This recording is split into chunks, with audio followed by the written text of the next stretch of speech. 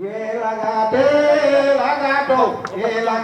mete korsiga langa koe langate mete korsiga langa koe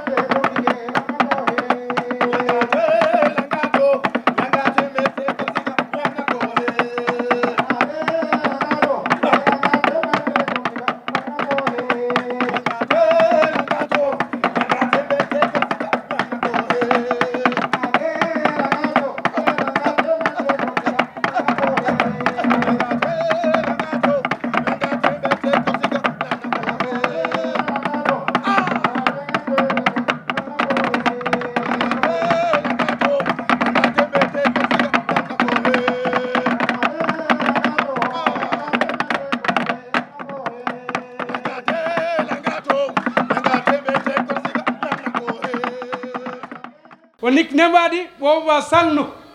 mba sang nem wasangu dara wasangdi neba wasangdi nebit wasangdi nebadi mba corkisat limay wax ci affaire mbayit bi mom lañu wax mbayit su ngeen déggee mbayit maanaam nun saafi lañu duñu séeréer boo toppee l'histoire coloniale ñooñu rattaché woon ci groupe séeréer mais historiquement duñu séeréer koo mooy yàlla sen mooy kenn ki allahu wahidun kon ku ne nun xamuñu yàlla nun xamoon nañu ne yàlla am na bu ñu daan ñaan yàlla lan la ñu wax sim lay jëm koo sen ji moom sen koo mooy Allah sen mooy kenn ki ji moom kan mooy moom mooy Mohamed su fekkee ne yaa ngi tudda Mamadou Saafi dal di dëgg tur woowu mu ne la moom kon moom mooy Mohamed kon xamoon nañu ne Mohamed am na kon dañu nekk peuple égalitaire nuñ amuñu géwél amuñu tëgg amuñu dara nun égalitaire lañu ku jóg mën na def lu la neex loolu moo tax gën yi Ibrahima Sène dal di leen ko won ne nun xamuñu woon géwél ci nun saafi ñoo ngi ñëw à partir de 1918 pourquoi ñuy fecc di sànni suñu loxo bi maanaam fan lañ ko jëlee fecc saafi boo gis dañu imiter oiseau maanaam picc waaw su ngeen gisee ñuy sànni maanaam lu ñu wax ndiing maanaam la ibu bu gisee cadavre bi am na nu muy avancé avancement boobu boo gisee fecc duut ñu dal di def fii rek waaw kon mooy avancement maanaam fii lay buy yeye moo ne lumbung yegeen moon bire yeye moo ne lumbung yegeen moon bire ci ñëw bi mu ñëw këram ñëw bi mu ñëw dëkkam ngeen am maire Ouakam à gauche am maire Ouakam à droite ma koy gërëm bu baax di ko sant ndax suma rakk ju bu ma yëg la te yàlla xam na ne ndam li mu am sedi ñun ñëpp yéene woon nañ ko ko mais aussi ndam li ñu am fii ci Diass ci élection yi moom yéene woon nañ may wax rek ne mën naa yëkkati nuyoo bi yëpp teg ko ci loxo sunu papa Badara Yoss ndax saa fi dafay jël mag jiital ko ñeneen ñi topp ci waaye nag damay gërëm soxna Binta Camara ci kàddu yi mu fi yëkkati sànq te xam naa ne collaboration bi ak artiste su commune u Diass artiste su commune u Sébi artiste su Saafeen yëpp collaboration boobu dinañ ko gën a fésal ndax xëj na division administrative moo ñu tas waaye benn la waaye nag li jin njàgg artistes yi ñooy njàgg ba tax na Assane Saliou Go MC ak invité yeneen artistes yi ñëw yëpp dama leen di gërëm di leen sant tout à l'heure dama jël ñaari objet d'art yi ma ne dañ koy yëgal ci kaw tribune ndax bu dul loolu gars yi ñun rek la ñuy gis or yéen la ñu war a gis ak li ngeen def ndax André Malraux dafa ne l'art est un antidestin antidestin mooy lan mooy artiste mooy fekk gën na lii gën na la ñaata gën na moo am pour ça bi bëri na ñaata gën na moo am ci àdduna bi bëri na mais ñetti gën yi tey yéen artistes yi def ngeen gën yi ay star xëy na boo leen ko bàyyoon fa la ñu fàtte mais toppatoo bi ngeen ci am ba indi ko fii jël xeer jël gën na mélange ko génne ci lu nopp mën a dégg mu neex ci xol loolu mooy art kon art yàlla moo ko wàccee ci kaw suuf comme ni mu wàccee leneen pour que doomu aadama di ci am mbégte boo xamante ne aussi da koy gën a renforcer pas-pasam ci li muy def te art bi ngeen di def nii dafa sell kon dañ leen di gërëm di leen sant may wax ne lii ñu def dañ ko def rek pour wane ne am nañu une spécificité culturelle boo xamante ne aussi spécificité la boo xamante ne moom la ñu war a wane pour mu wane suñu identité ndax esclave yi nekkoon Amérique ñu jële leen fii ci Afrique yóbbu leen foofu daf ci am ku mës a bind mu ne dañu gas suul ñu defe ne jeex nañu defe ne saay nañu fekk dañu juum ndax ba ñu gasee suul ñu jiw lañu suul maanaam tubaab bi ba mu yóbboo africains yi fële ci Amérique nga ne musuñu xam Amérique def na lu nekk pour nasaayal cosaanu africain yi fexe ba am intelligence u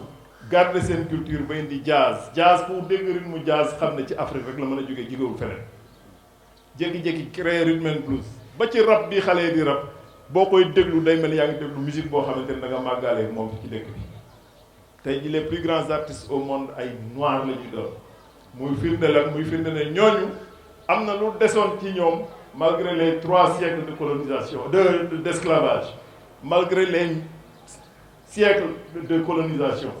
malgré les siècles de domination la desoon ci ñoom mooy seen aada mooy seen caada mooy seen cosaan te loolu dafa des ci ñoom kon cosaan dafa am solo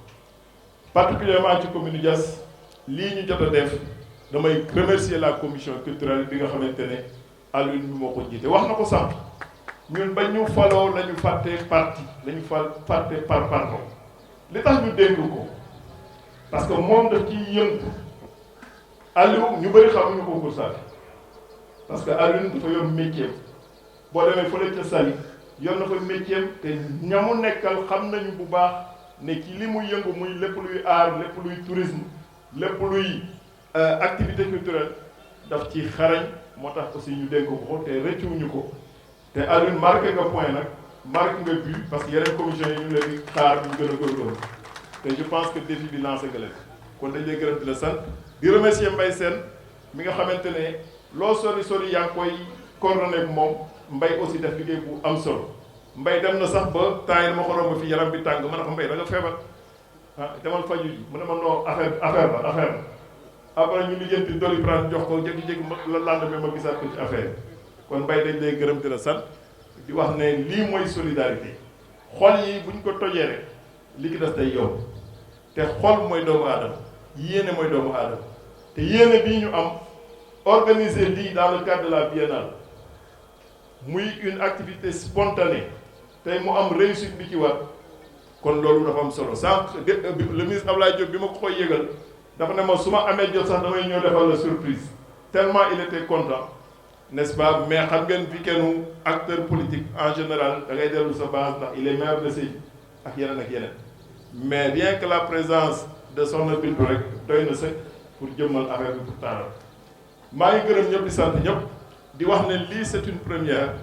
mais nous allons encadrer les acteurs culturels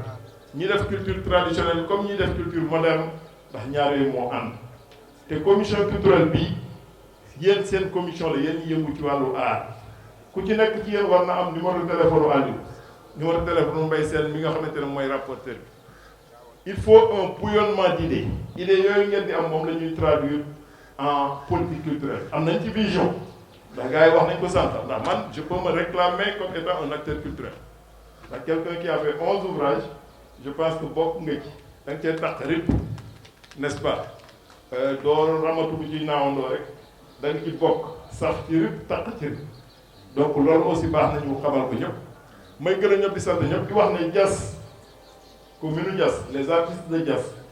l'histoire retiendra que bokk nañ ci biennale bi bokk nañ ci de fort belle manière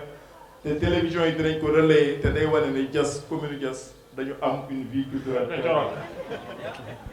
asalaamaaleykum wa rahmatullah mbokki Diass mbokki Saafeen maa ngi nuyu ku nekk ci turam ak santam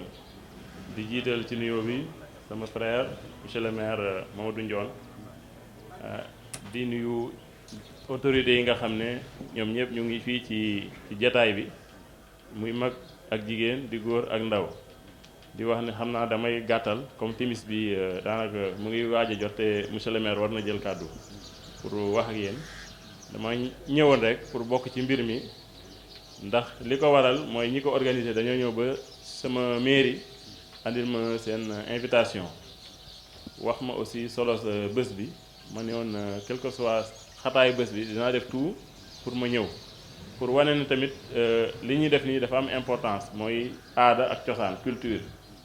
dafa am importance te dafa mel ni ñun Saafeen suñu culture ñu ngi koy perte ndànk-ndànk mu ngi ñuy commencé réer donc bu ñu gisee activité bu mel ni bi nga xam ne day dekkal suñu aada ak suñu cosaan ñun ñi nga xam ne ay élus lañu ñoo ci war a jàpp ndax mu gën a suqali culture bi ak cosaan bi. li may joxee ci exemple rek mooy tëgg bi mu tëgg nii ñu koy wax mbay da ngay dem ci xew yi léegi nga gis ay bongo lii nii du mooy suñu cosaan waaye léegi jigéen bu ñu amee xew ay bongo man la ñuy uti feneen foo xam ne xamuñu sax fu muy jógee ñëw muy bongo dee leen invité ñii ñu leen di tëggal voilà man loolu laa gis di wax ne daal ñun en tant que élu nekk ci monde Saafeen tamit danañu ànd ak acteurs culturels yi jàppale leen ci bépp initiative bu ñu jël bi nga xam ne dina dem ci dekkal culture Saafeen ak aussi yóbbu ko fi nga xam ne sax yeggu fa woon ndax culture bi war nañ ko mën a exporter fan yi passé laa doon dajeek benn grand diplomate boo xam ne Sébikotane la dëkk mais nekkoon na partout ba nekkoon ambassadeur aux États-Unis mu ñëw mu ne ma damay gént ñuy jëlaat culture Saafeen di ko exporter am na fecc bu ñu daan wax kotang dinga xaw ma ndax am na fi ou pas mu ne ma la danse kotang dinga je veux que mu dem ba États-Unis parce que bu yeggoon foofu xam naa ne dinañ ko apprécier donc ñun nag en tout cas pare nañu pour ànd ak acteurs yi vraiment pour développer culture bi xam naa ne foofu laa yemale sama kàddu di nuyu nag sama frère di Malick Pouy bi nga xam ne yàlla yàgg nañu boole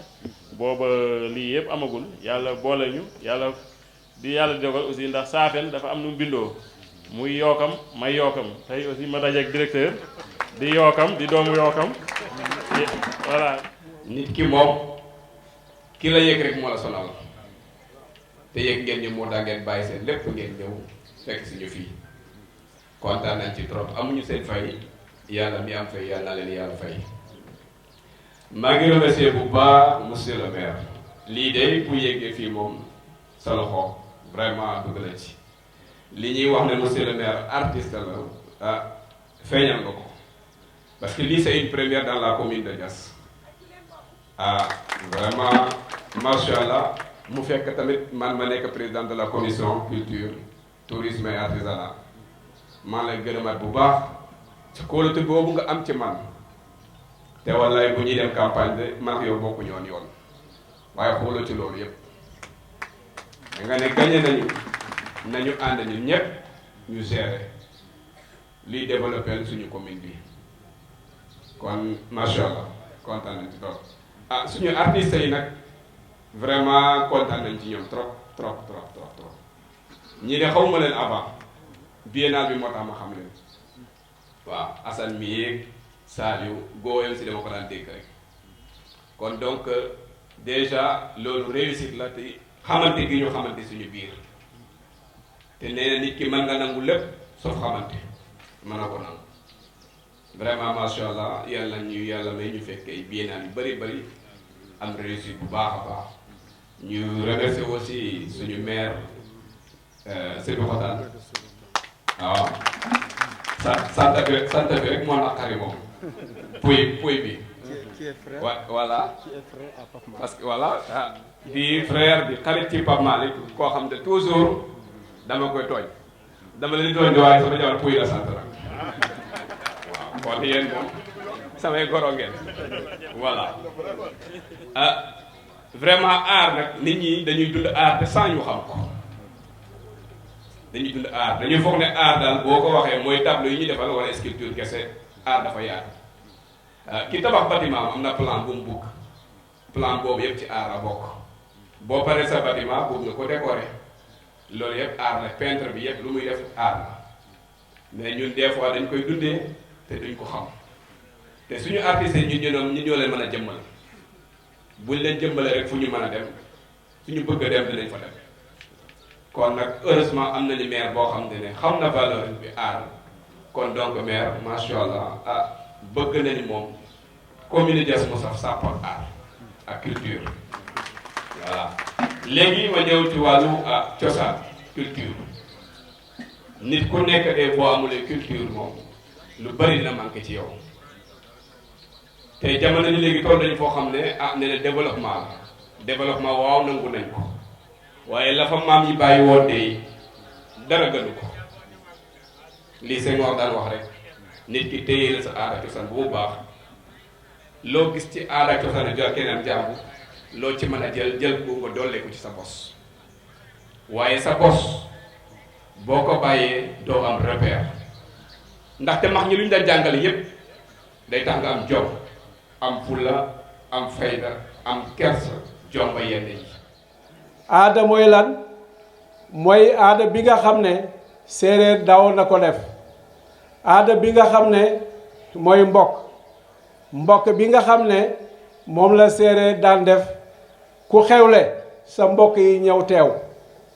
sa dëkkandoo yi ñu ñëw teew su ko defee lépp loo xam ne amoon nga ko ci ay mbokk bu ñu teewee rek la nga bugg a yegg di nga ko am loolu mooy aada boo ko gisee borom kër dafay am léegi boo gisee léegi suñu kër yi dafa tas kër bu nekk amoon na borom kër mais léegi kër yooyu amatul bu borom kër gi mooy magu kër gi mooy yilif kër gi lépp lu xew ci kër gi moom mooy woote ñu toog ñu waxtaan loolu dafa mel ni war na dëkkiwaat te ñëwatul loolu bëgg nañu ne ñu gën a góorgóorlu ci aada bi ñu mun ci dellu aada dafa am solo boo gisee Seydou Koli wax léegi ne Casamance nekku fi seen aada ñoom bàyyiwuñ ko ñun ñoo xaw a bàyyi suñu aada léeg-léeg nga dégg ne Juuf Daaya léeg-léeg nga dégg Leemu Caagees Yokkaam Ndindi nga dégg xeet yooyu yëpp ñoom ñoo bokk dama bëgg aada bi nga xam ne moom la ñu bëgg a réer nañ ko def boo gisee jamono bi am na portable waaye aada bi doxul am na oto aada bi du doxul aada mooy lan mooy nga dem seeti sa mbokk fa mu dëkk nga toog ak moom ngeen jàmmasante ngeen nuyoowante waaye boo gisee jamono bi ku am oto am xaalis rek yow amatoo mbokk. li dal biennale bi mooy biennale yàgg na am fii Sénégal biennale yàgg na am fii Sénégal organisé naa ko Diamniadio organisé naa ko Dougar waaye ren bi mu ñëwee ma ne dinaa ko décentraliser yóbbu ko Diass ma jokkoo ci ak sama benn xarit Saliou Diouf muy artiste sculpteur bi mu ma ko waxee nag mu ne ma ah loolu boo ko waxee noonu dina mën a nekk parce que Diass aussi bu ñu fàtte ne moom mooy xolu Saafi Diass moom mooy xolu Saafi te aussi programme la boo xamante ne dañu ko war a tasaare maanaam comme ni ñu ko defee ne ñi nga xamante ne xamuñu ko woon ñu mun ko xam donc loolu mooy suñu mission. de passage programme bi mu ñëwee jaare ko ci Bintou Camara mu nekk ministère de la culture envoyé ma document bi ma ne dinaa la saisir Saliou Diouf comme ça ñu balancer ko monsieur le maire Mamadou Ndione noonu la ñu ko balancer mu kontaan ci trop ñëw réunion nañoo ak moom plusieurs fois ci lii donc bu amee aboutissement nii loolu bettuñu melokaanam moom la fi wone parce que aussi Saafeen pour nga jàppale ko foog nga bëgg ko d'abord te Saafeen pour nga jàppale ko aussi li nga koy jàppale ci moom il faut mu nekk loo xamante ne réalité la moom nu ñoon artiste la ñun xam nañu ne artiste la moom écrivain la moo tax projet bi amul benn problème pour mu ñëw étaler ko ci biir mbooloom loolu vraiment ñoo ngi ko ci ñaanal bu baax a baax a baax. biennale dafa baax parce que nit ko aussi cosaanam pour nga mun ko ràññee maanaam ñu expliquer ko nga comprendre ko bu ñu ko jaaree ci bagage yi da nga koy gaaw comprendre parce que su ma la waxee ne sa maam yi nii lañu daan solo takk ay caxa ak yooyu doo comprendre mais su ma ko dessiné defal ay caxan yi ak téere nii di nga xam ne nii la loolu mooy sensu biennale bi parce que boo seetee ci cérémonie bi war nañu def tour chaque œuvre ñu expliquer la lan la ak lan moo ko tax a jóg. donc loolu aussi def nañu ko ñi xamuñu woon xam nañu ñi gisuñu woon gis nañu te dëgg-dëgg nag projet bi du projet tey ni ñu ko nasee ñu nekk en groupe aussi dañuy ñaan yàlla tout temps ñu koy def bañ a taxaw jóge Diass ren dem Sébikotane dem campement Ngeko ñoo ñëpp fas nañu ñaan yàlla ñu bañ a taxaw ñu étaler ko ba Saafi yi yëpp gis ci seen bopp li xamante ne moom la ñu manqué loon ci seen cosaan ñu jëm ci def le maximum avec le monsieur le maire. ñu delloo bi nag dafa am ay normes yi nga xamante ne ci lañ ko war a exposé des fois da ngay dégg gars yi ne la waroon nañu mën a yaatal non biennale bi mooy 14e année au niveau national dafa am mais dafa am ay normes 5 personnes ñoom ñoo am droit 5 personnes ñoo am droit ñu exposé ci li nga xamante ne moom mooy biennale bii nii. melul ni benn foire bi nga xamante ne ngay ñëw rek nga exposé Mamadou Ndione am na ay GIE yu bëri yi nga xamante ne ëpp nañu saa yi nga xamante ne utal leen ay kayit ñooñu gisoo leen ñu exposé fii nii kon lépp loo gis dafa am ay normes ku jëpp nga am ay renseignement boo jegee ki nga xamante ne moom mooy Aliou bi nga xamante ne moo ñu dalal ñu koy saluer passage donc li nga xamante ne moom la ñu fi teg boo ko jegee rek dina la tegal normes yi quoi donc di am kontaan bu wér a wér ci ñi nga xamante ne yéen jox nañ leen invitation ngeen bàyyi seen ñëpp ngeen daggoo ko ñëw pour soutenir li nga xamante ne mooy aar bi donc amuñu seen fay suñu maire nag ñun xam dañ koy ñaanal quoi xam nañ ne mission bi yéen bi diis na mais terewul dëgg rek kay dëgg te yàlla dina ko jàppale dina xamal que ne donc képp ki nga xamante ne bëgg na daal mooy daal yi nga xamante ne waa Ngaye dañ koy defal man loolu laa jàng daal talon daal sabot daal capp ceinture donc métier boobu noonu moom laa nekk di jàng jarootul ngeen di gën a daal ay Ngaye wala ay Médina képp ki nga xamante ne bëgg na daal boo mën di soxla couleur boo mën di doon daal bu dul daal lu jinne ba ma ko commandé man mën naa ko dama koy defaraat donc nañu gëm suñu bopp ñu consommer local ndax jëmm ju nekk bu jëmbalee moroom rek Saafi dina avancer quoi donc amuñu lu dul Saafi nañu jëmal Saafi te ñaan nañu monsieur le maire lu mel nii mu gëj fee amati quoi donc buñ doon wax dañu jeexal donc monsieur le maire juñoon naa la ko keroog neew naa la am na ñuy jógee Casamance ñu ngi exposé ci aéroport bii ñun am nañ mérite bi utal ñu benn place ci aéroport bi ñu ngi exposé foofu noonu bu demee ba lépp yemb Diass dafa war a am village artisanat monsieur le maire nga taxawuñu pour ñun ñëpp ñu utal ñu benn village artisanat de Diass bi nga xamante ne day nekk comme marché day nekk comme centre culturel aar yi ñu koy continuer di ko exposer foofu noonu ñu ngi lay jaajëf. ay jalonke ndax Fuuta Jalon côté yooyu lañu dëkk wàllu pecc moom defe naa ne ku ñu ci dugal moom ñu nag séeréeru saafi yi dara du doy jërë ngeen jëf kon nag vraiment c'est très difficile de parler après l'éminent anthropologue Alioune Dione et toutes ces personnalités qui se sont vraiment distinguées